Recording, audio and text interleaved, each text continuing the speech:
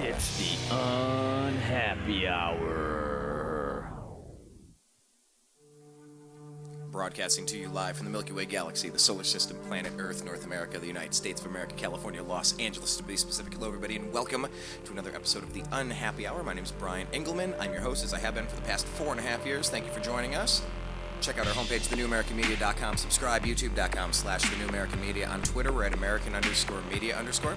And on Facebook, do a search for The New American Media. This is the Unhappy Hour. Yes, I grew up in Cleveland, outside of Cleveland, about 25 minutes south of there, and then went to school at Bowling Green, lived there for 8 years. Got a degree in 4, stayed an extra 4. So I grew up until about the age of 25 when I moved to Los Angeles, where I'm currently at. Grew up as an Indians, a Cavs, a Browns fan, and I've never celebrated a championship in my life for the Indians, the Cavs, or the Browns. Yes, I'm also a Buckeye fan, and last year was perhaps one of the most magical seasons in all of college football history. Down to 3 quarterbacks, all the odds against us in the world, and we still were able to take out, well, Oregon, Alabama, Wisconsin, Michigan State. I mean, it was just the last 3, 4, 5 games of the year were just 6 games. It was just incredible. But yeah, when it comes to the Indians and the Cavs and the Browns, I got nothing. And the Cleveland Browns had nothing on Sunday. I mean, the very first drive they had something. Johnny showed us a little bit. Definitely enjoyed watching that. What was that? I think we took the lead. Scoring? Where's the scoring summary? Yeah, I mean we took the lead. We were up 7-0. Want to make sure I didn't have those backward, but yeah, Doug Baldwin, a couple of touchdowns, and yeah, a couple longer field goals. The Browns offense kind of went away after that, didn't really do that much, but it is a Seahawks defense, but it really just kind of puts into perspective where we're at compared to the rest of the league. There's a reason we're 3-11 and the Seahawks are 9-5. It ain't rocket science. So what we're going to do is we're going to bring in Rob Trautman from Sports on Tap. We want to talk about this. Also talk about the Cleveland Cavaliers, maybe a little Buckeyes. Who knows? We'll see. Something like that.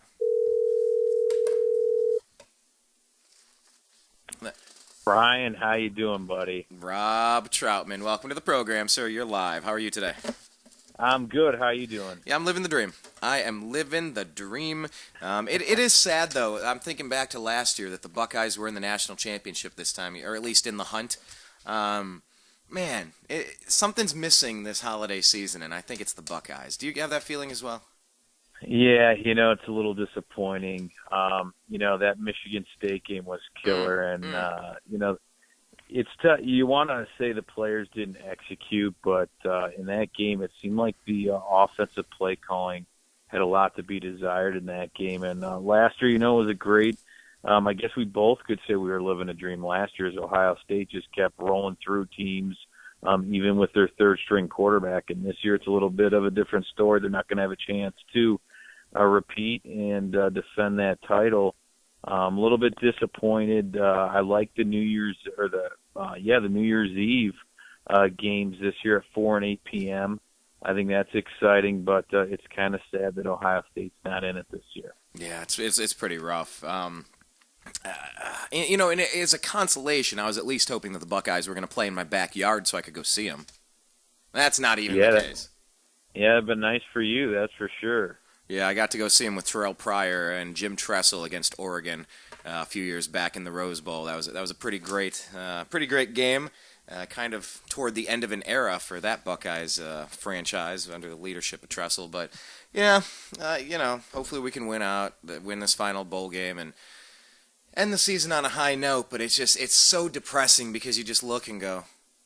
So you're saying, all of you committee members, you're really saying that our one loss to the number 3 team by 3 points on the last play of the game in the rain was a worse loss than any of these other teams that have a loss? Serious? And we're the defending champions? Really? Yeah, and that's, the tough thing is a Michigan State team lost to Nebraska, who I thought kind of struggled and didn't have, they were a good team, but they weren't a great team this year. They lost in that game. They very well could have lost to Michigan. They did win that game. But if you lose early on in the season, It kind of shows you lose early on, you still have a shot to get in that playoff. But if it comes down to the end of the season and you lose, you're going to have a lot tougher chance. You're going to have to really rely on a lot of teams to either lose or help you out. And Ohio State's loss at the end of the season, that's the thing that stinks. I mean, it wasn't even a great season, but they still found ways to win in those games like we've seen in past years. But this time it was just too late. Yeah, I'll give you like that. It was raining, but you can't make that excuse. There was a Barrett missed Braxton Miller on a deep pass that he was wide open. That was really the only play they really went deep. It was a lot of JT Barrett running the football. Ezekiel Elliott didn't even have a major impact on that game, and he kind of let it known in the end of that game. But it hurts, but they got to learn from it, and I think they have, because in Michigan, when they played Michigan, I mean, that was just a dominating performance from start to finish. So hopefully they learn from that Michigan State game. Yeah, Michigan, I remember the first quarter was kind of close, a little back and forth, and then they just went. Then the fists started flying. Then the uppercuts were coming out, and you just went, wow. And you want your team to peak like that. But, yeah, two things about that. You're right. The Buckeyes did not look great all season. They were in some games, really close games, that they really should have blown them out by 20, 30. So I think there was a perception on the Buckeyes that there was something wrong with them all year. Maybe they went with Cardale. Maybe that was a mistake. Maybe they should have gone a different. I mean, it's easy to say in hindsight, just like they should have called more running plays for Zeke in that loss against Michigan State. But you're going back and forth with that. Either way, I still say if Michigan State wasn't in our division, we would have made it to the Big Ten championship. We would have mopped the floor with our opponent, and then we would have been sitting there saying, okay. Now we've won the Big Ten championship. We're the defending champs. We had one late season loss, but look at this quality win over Iowa. All right, put us in. We beat the number 3 team or whatever they were at the time. If the Buckeyes had a chance to play in that championship game, I think that would have definitely turned around, and that was the difference between this year and last year when we kind of leapfrogged over Baylor. Leapfrogged over TCU right at the final game after we, kind of trounced, Wisconsin in the Big Ten championship game. So, hey, you know what? They had it all in front of them. They weren't able to get it done. Whatever. We'll see how the bowl game goes. I can't really stomach talking about the Buckeyes too much more because it does eat at me. Because I know with this coach and with this talent on the team, I know that we are just as good, if not more. If not even more prepared and able to beat any team in the nation or to beat 2 teams in a row and win a championship. I know that we are gamers. I know that we could get it done if we just had the chance, but that one little slip-up cost us the chance. So, well, it's going to be a good game with Notre Dame. I mean, that's a nice matchup. I really like that matchup a lot. I know it's not for a championship, and one thing on a positive note is the Buckeyes filled their defensive coordinator spot with Greg Schiano, who's a very well-respected and well-known defensive coordinator, and also was an NFL head coach. So he comes to the Buckeyes after they lost their defensive coordinator to Rutgers. Actually one of them. So he was, I believe, the assistant defensive coordinator. Maybe he was the official defensive coordinator, but they filled that spot up, and I really like that signing. I think that's a pretty nice signing. He's a good recruiter, and the Buckeyes will bounce back. It's going to be a good game. January 1st when they play Notre Dame, that's going to be a fun game to watch, and it's going to be a tough one. But hopefully they can go out on a positive note with that and show everyone that they should have been in consideration still for the championship, even with that one loss. And really quick, just a couple brief highlights of Greg Schiano's career that you mentioned, but just for the people that aren't as aware, remind them exactly kind of who we're talking about here. Well, Greg Schiano, he used to be head coach at Rutgers and got a jump to the NFL, and I believe he was coach of, was it the Titans? Or no, it might have been the Dolphins at one point. He was an NFL coach. I can't remember exactly which NFL team because it was a brief stint, rather. But he was well known for his defensive coordinator skills in college football, and then he made the jump a lot of teams Tampa really Tampa liked Bay him in the Buccaneers. NFL. Tampa Bay Tampa Buccaneers, Bay. 2012 Okay. to 20. I actually had to look it up because I know from Rutgers, obviously, but then, yeah, he was another one of those names. It's like, wait, I know you were here somewhere, but it didn't last long. Yeah. And where the heck was it? Was that, you were thinking, well, what, Tennessee? And I was actually thinking maybe Miami, or I'm like, Greg Sheehan. I kept thinking Atlanta. Yeah. I kept seeing Atlanta in my head. I'm like, it ain't Atlanta. It's not Atlanta. Where the heck? Anyway, yeah, he was with Tampa Bay Buccaneers for a while. And yeah, you're getting a former NFL head coach to come down and be your defensive coordinator. That's kind of a big deal. That's a nice recruiting chip. We saw how much Tom Herman turned around Houston. I mean, geez, Yeah. he turned that whole program around, top 25. And you saw our offense sputtering without him this whole season. And so these assistants, they can make a big difference in a season. And I think Tom Herman leaving might have made the biggest difference in the Buckeye season, in the least recognized way, if that makes sense. I would completely agree. And it's not just that we were sputtering; it's that Houston was rocking. And you go, wow, what's the common denominator here? Oh, that guy left here and went there. Got it. So, yeah,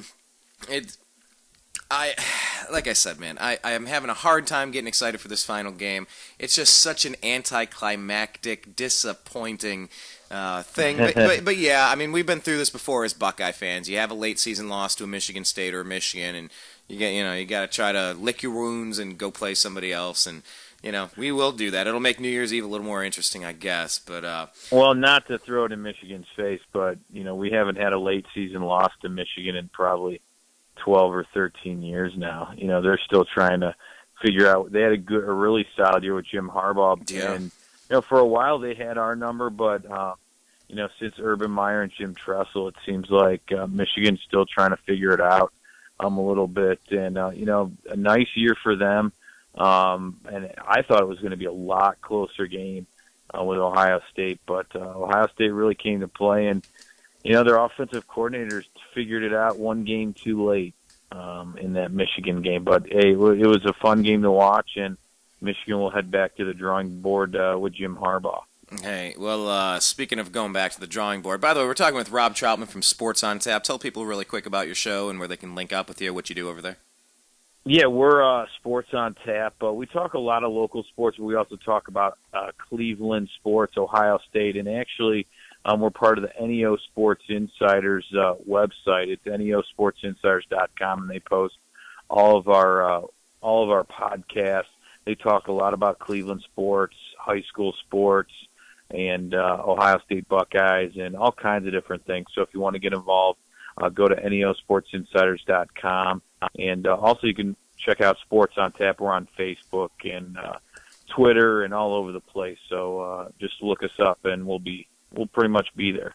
Well, let's switch gears from one football team to another. If you can call the Cleveland Browns a football team, 3-11, 1-6 on the road. Johnny Manziel started the game off, and I'll tell you what, that looked like a very interesting, very dynamic, very well coached, very organized team that went and drove the length of the field and ended in a 7-yard pass to Gary Barnidge, taking the lead on the Seahawks 7-0. And that was kind of like the last good moment we had that game.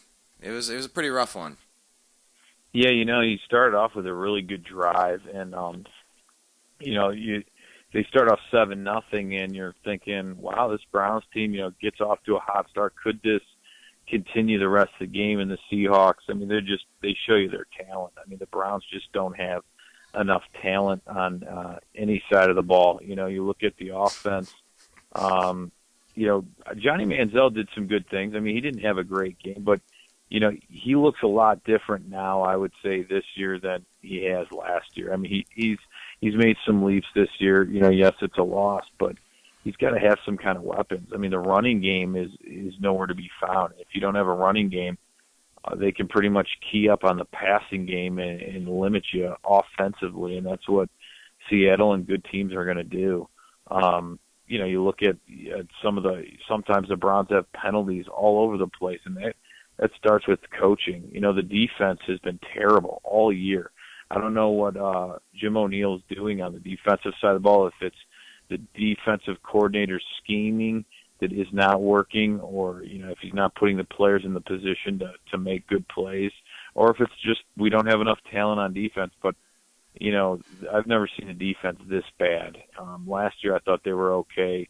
This year they've really struggled to stop teams. I mean, our offense this year, we thought it'd be, kind of limited. Josh McCown had a really good year. And we don't have a ton of weapons on offense, but yet we were putting up 20, 30, 40 points. So we have scored points this year, but our defense has been really bad, and the Browns have got to figure it out. Seattle, look at Doug Baldwin. He's got a resurgence, 10 touchdowns in 4 games for Doug Baldwin. And yeah, I Russell think that's Wilson. setting an NFL record or something. He did something, Yeah. and Russell Wilson did, setting records. And thankfully, I have Doug Baldwin on my fantasy team, by the way. So he helped propel me to the championship game next week. So I'm all right with that. am in the championship. I drafted Doug Baldwin, but I no longer have him on my team. But yeah, he was droppable halfway through the year. He was definitely droppable. He's like that last roster spot, and you got to pick up a kicker that week because he's on a bye, and you go, whatever, I'll pick him up later. Yeah, the receivers I have are Antonio Brown and Brandon Marshall, so it's, I had Keenan Allen as well, but he got injured, and Doug Baldwin was there, so he's kind of deep on my bench, if he's not going to be consistent. But, look at the Seahawks. I mean, everybody says, the Browns have injuries. The Seahawks are without Marshawn Lynch. They're without Thomas Rawls, who's their second-string quarterback. So they were going with Christian Michael as their running back. And, go down the line, Jimmy Graham's not there. I mean, they're missing offensive weapons all over the place. Oh, but I totally forgot about Jimmy Graham being off of that team, too. Jeez. He's one that did not figured out. Wow. I mean, that's the thing. They figured out a game plan, and they go with the talent they have and look at what they do. I mean, they even defensively, they have Akhtar Rubin from the Browns on the front line. And, he seems to be a decent run stopper for him. But like I said, it's kind of tough. I don't think Mike Pettine has done a great job, but I don't think he's done terrible. The one place I think is bad is Jim O'Neill and defense have never figured it out this year. Offensively, though, I give DiFilippo credit. I think he's done a nice job offensively with, the weapons we have, considering Ray Farmer said we were going to be a ground and pound team, in the beginning of the season. And, some of his draft picks have been iffy, and it's going to be interesting to see what they do with him in the end of the season. I would find it hard to believe if they would keep him around after draft picks have gone out the door and really set this team back. Yeah, it's pretty rough, but, a big component there, obviously the Justin Gilbert. What in the heck is going on there, let alone Cam Irving? Man, every time they put him in, he's looking, and maybe that's a function of how they coached him up. He was someone that played center, then they trained him to play a different position. He's learning, like, right tackle and left guard and center, and it's like, dude, give him a position and let him learn it. It's hard enough for Terrell Pryor to be a QB and then turn into a full-time receiver. It's another thing to be like, all right, I want you to learn linebacker, and you're also going to be a defensive back. I want you to be a shutdown corner. I also want you to blitz the passer from left defensive end.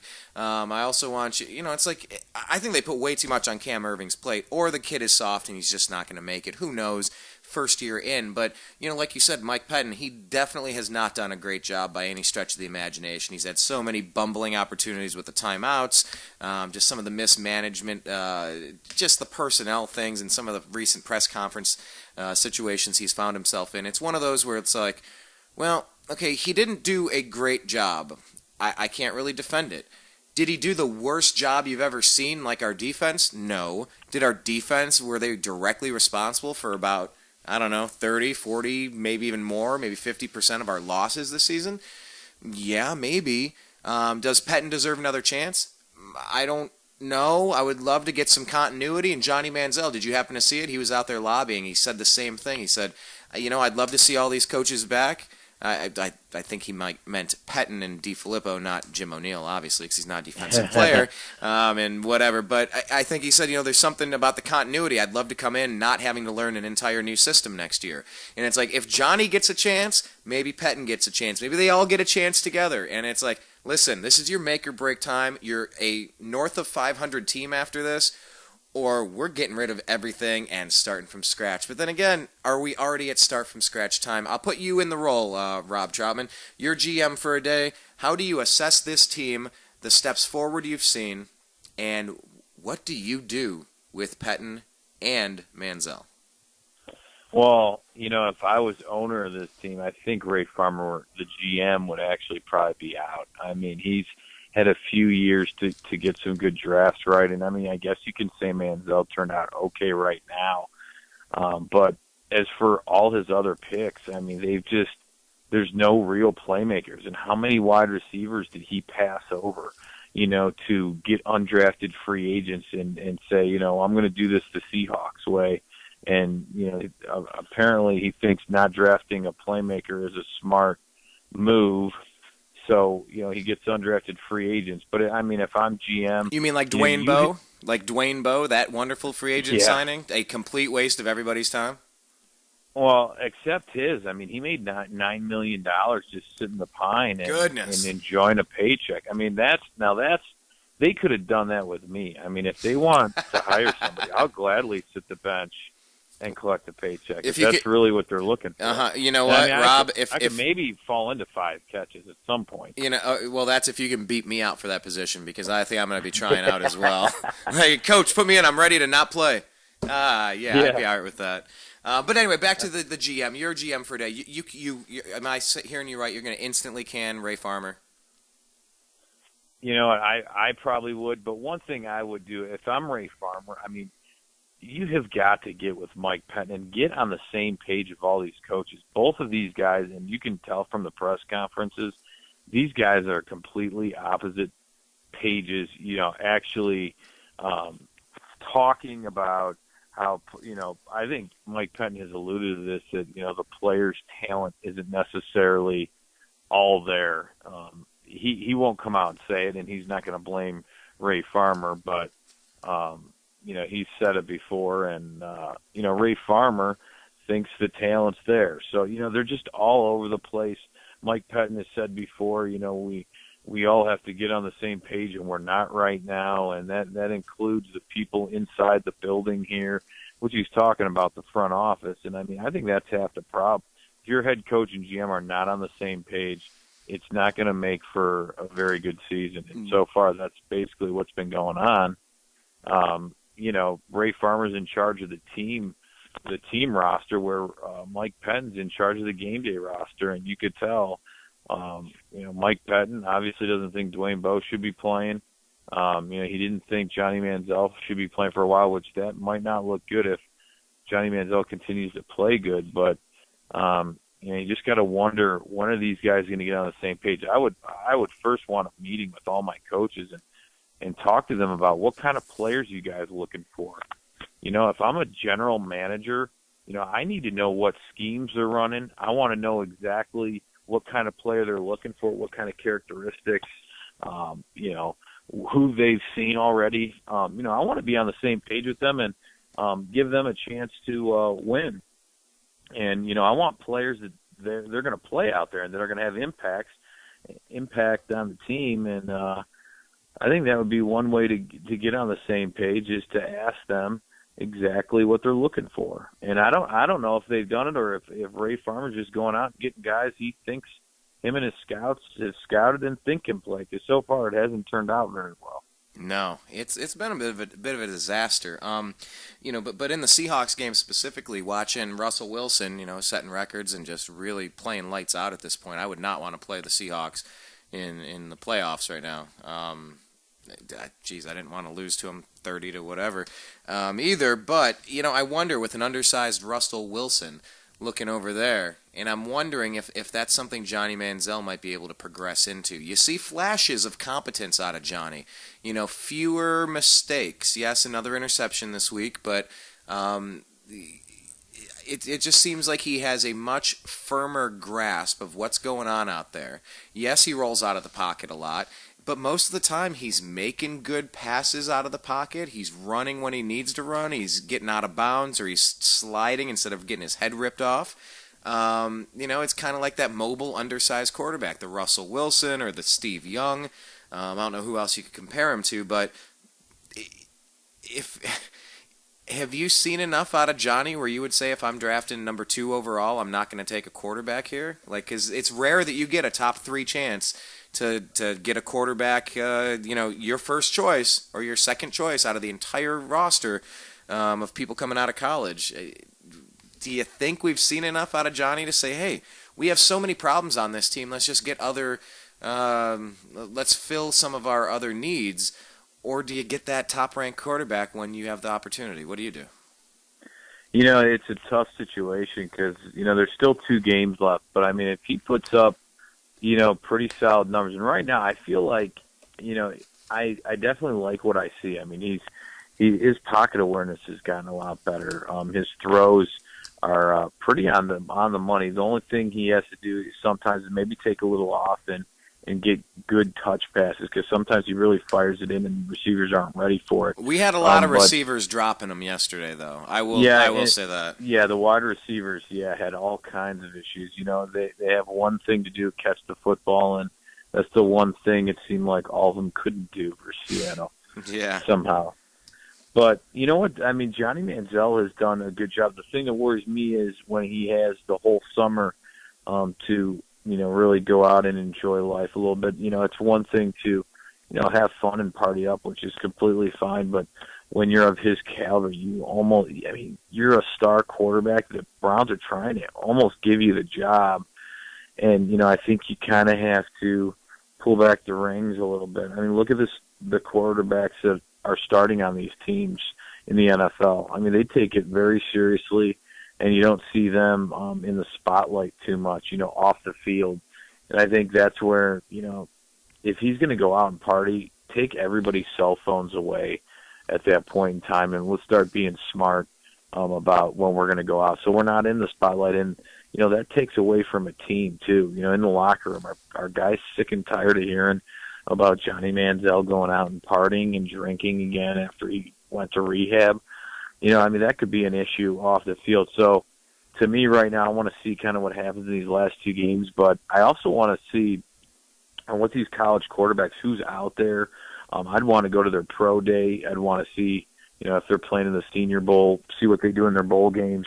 Because, are there any quarterbacks that really stick out right now that I feel like, could be pretty impressive? I mean, I don't really hear a ton. The guy from Memphis I've seen play, and he's pretty impressive. He put up some pretty nice stats this year, but kind of fell off the table a little bit at the end of the year. And, there's no real Connor Cook, he was hurt a little bit this year. I've watched him enough where I think he's impressive, but, he's also had some struggles too. I think he's a pocket passer, which is good. But, I also like the pocket awareness, being able to move around when you need to. And he's not exactly the most mobile guy. But you know what I heard about him? One of the more interesting components about Connor Cook was that he's not even a captain on his team. And that's a big red flag as far as character. Something's wrong with that. Yeah, it's kind of surprising, actually.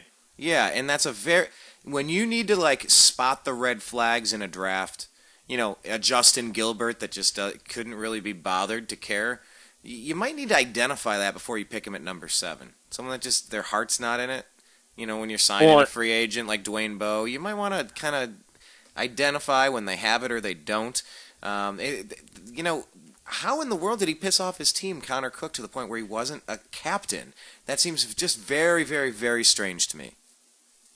Yeah, and, I don't know anything about, if he ticked off his team or what happened there, but, like Ray Farmer when, not the Senior Bowl, when you go up to Indy and go to all those pro combines, that's a great opportunity to talk to players behind the scenes, the Senior Bowls, all that. And I don't even know if he went there and talked to players. Like you said, it kind of shows, Justin Gilbert is pretty arrogant. And, when he got burned, I don't know how many times he got burned in preseason, in regular season. And after the game, you talk to him and you say, what happened after you got burned? And he thought he played a great game. He's like, I might have gotten burned once, but otherwise I was pretty solid out there. And, I just laughed and I'm like, is he watching the same game I am? I mean, I'm sitting at home watching this game. He's actually playing it. I mean, he's giving up big plays, and that comes with character. And a lot of guys, I mean, he's returning punts as the 8th pick in the draft. I mean, that says something. I mean, can't even put him at corner. There's guys all over the place jumping him up on defense. But like you said, there's a lot of character issues on this Browns team, that maybe go unheard of. You look at West, who they released the running back, Terrence West, who, right. Everybody was talking about and thought would be a really good running back, and he had all kinds of character issues here, in which he was causing problems in the locker room, and then they got rid of him. But it seems like that's happening more times than not, and you wonder if Ray Farmer is actually sitting down and talking to these players and getting to know their characteristics a little bit. You would think he is, but that's shocking that Connor Cook, he was a good leader last year, and I thought he was very impressive, puts a good throw on the ball. But like you said, he should probably be a captain. If he's a senior quarterback, almost always the quarterback is going to be a captain. And if he's not captain, you got to talk to the coaches and see what exactly happened behind the scenes. But, we'll see what happens. I don't know who I would draft right now. It's very early and tough. A lot of good players out there, but quarterback-wise, is there one worth a top 3 pick? That's going to be, the real question, because the Browns have got to get this right. I mean, they have to. Otherwise, they're just going to be setting themselves back, and that's why I think, maybe Ray Farmer might need to take a back seat, and they might need to bring somebody else in, because right now he's just not getting it done. Yeah, and let's shift gears, though, because, we could talk about the draft all day, and I think we're going to have plenty of time in the next couple of weeks, couple of months especially. Yeah. It's our Super Bowl around Cleveland Town. It's when we get to talk about the draft. That's our favorite time of the year. That's Christmas for the Browns. But, the Cavaliers also got a Christmas present, and, of course, Kyrie Irving coming back from his injury. People wondering, Kevin Love finding more of a rhythm with LeBron, but now Kyrie's in. They're going to have to share their touches, and, of course, on Christmas now, Cavaliers versus the Warriors. Man, am I looking forward to this game. I know it's a regular season game, but, the world is going to be watching this one. And I'm very eager to see what's going on. So talk about the Cavs a little bit. First off, seeing Kyrie come back. Did you have a chance to check him out in his first game? Yeah, and, he looked really good. I mean, he played limited minutes. I think it was 19 minutes and scored 12 points. But, still has his shot. He's he's going to add a lot to the Browns. I think when Iman Shumpert came back, you saw what a difference he made defensively. Oh, Iman Shumpert really delivers for the Cavs. He really delivers for the Cavs. He helped deliver his baby the other day. That was like a big story. Sorry, I'm making a stupid joke, and I can't look at you to be like, look, I'm telling a dumb joke. Give me a fake laugh. I like that, man. You snuck that one in. And, I'd even be more impressed if you had the audio from the 911 call in which he was talking to the guy, the police, not the police, but the actual, man, my mind's going blank, but he talked to somebody on the radio to try to deliver the baby, and did a nice job. But he's an impressive figure off the field as he is on the court. So it's great to have him back, because he's definitely impressive, and the Cavs have been playing a little better basketball. Yeah, they have been, and part of that is just getting people healthy. It's really just a simple function of getting people healthy. In LeBron, I've heard some people say he looks gassed already this part of the season. By the way, you were asking for it, so. Oh, she's having the baby. Hello. This is Iman Shumpert. Hello. AMS, just see Kyle. She having a baby. He said the hair's coming out. Okay, I need somebody to talk to me. Okay, I'm talking. Come over to the phone. I can barely hear you, man. You gotta take me on speakerphone. Okay, I'm sorry. It's okay. That's okay. I understand, but I gotta get an address. I have my daughter in my hand. What's your address? Okay. All right. Listen, I'm gonna ask you a couple real quick questions. Okay. How old's your wife? She's 25. 25. Okay. Is she awake right now? Is she breathing? She's breathing. She did everything. All right. Is the baby breathing? Yeah. If the baby is breathing. Okay. How's the mother? Is the mother breathing? She's fine. Okay. All right. Hold on the line. Do not hang up, all right? Yeah, biblical code. What do I do? I need to... I'm going to tell you exactly what to do in just a second. Just stay on the line with me. Okay? This goes on for 4 minutes. I don't know if you have a favorite part or not, but yeah. You know what? It was actually impressive, though. You know, they directed him through it, and he did a nice job. And like I said, it was actually a pretty impressive phone call, and to listen to it and hear what he went through is kind of crazy. Yeah, but, he got a really nice assist from the 911 operator. Yeah.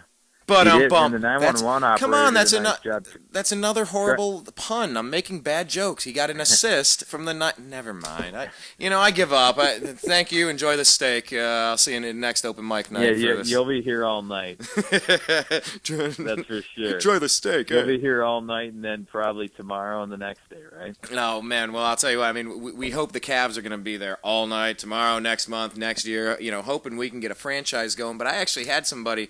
Yeah, very impressive with Iman Shumpert, by the way. But I had somebody bring up with a 30 for 30 with the Buffalo Bills, saying, "Yeah, man, what if that happens to the Cavs?" And I said, "Oh, don't even start that crap. Don't even start." He said, "Man, but look at the Warriors. These guys are set up to be a dynasty, and that could be the one team that you can never get through.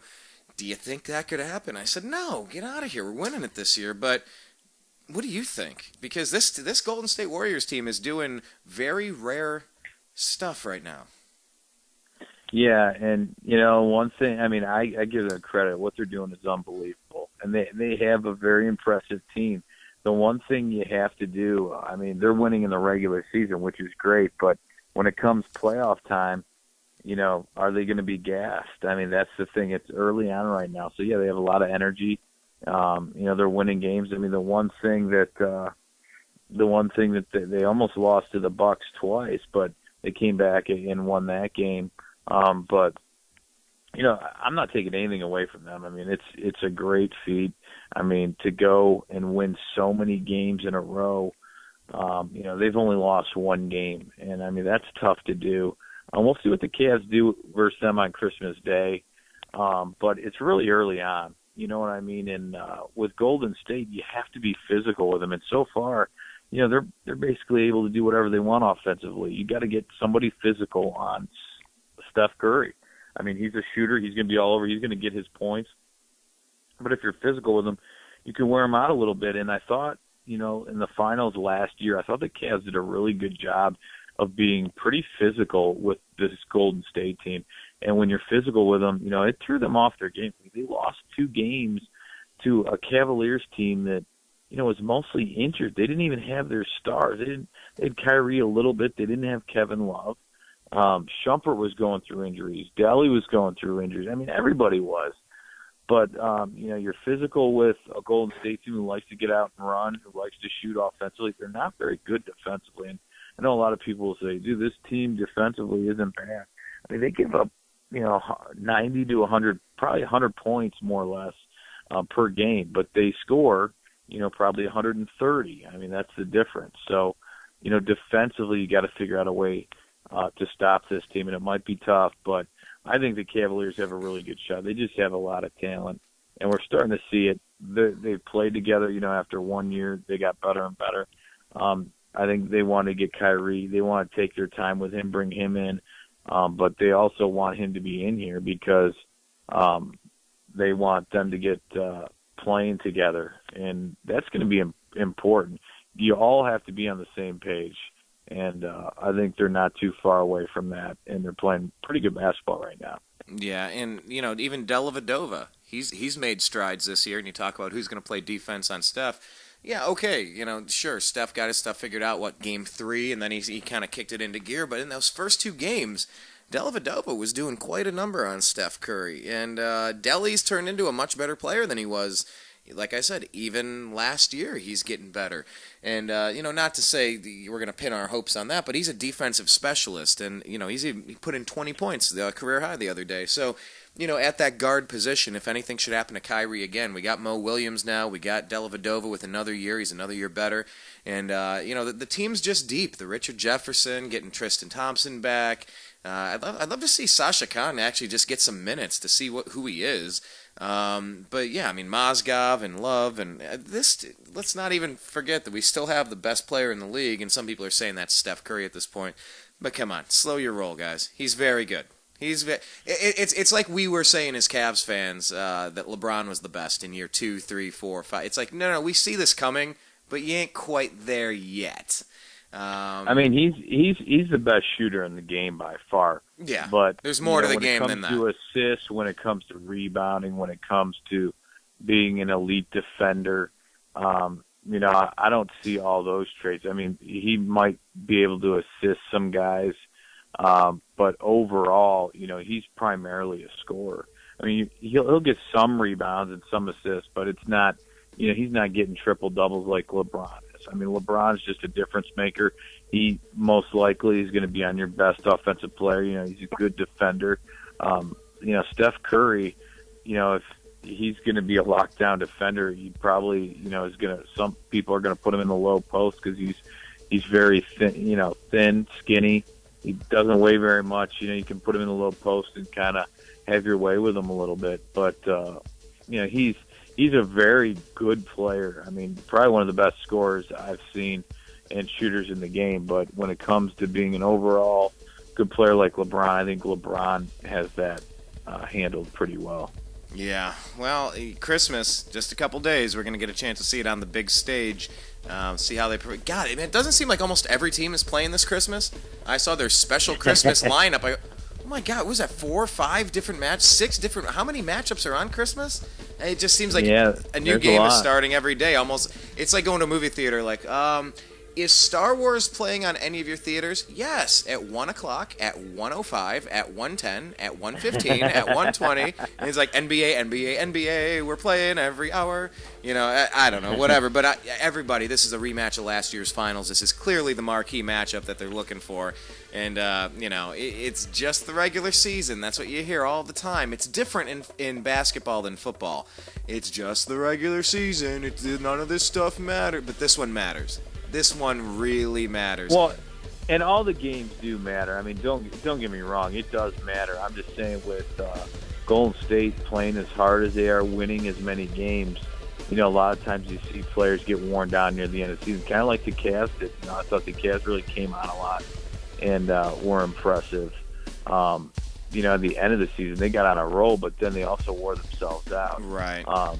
So, it does matter, especially in the rank, when you come up to the seeds and the playoffs and all that. But, we'll see what happens. I think it's going to be a lot of fun. That's going to be a fun game to watch. Oh, really absolutely. Is. Very much looking forward to it.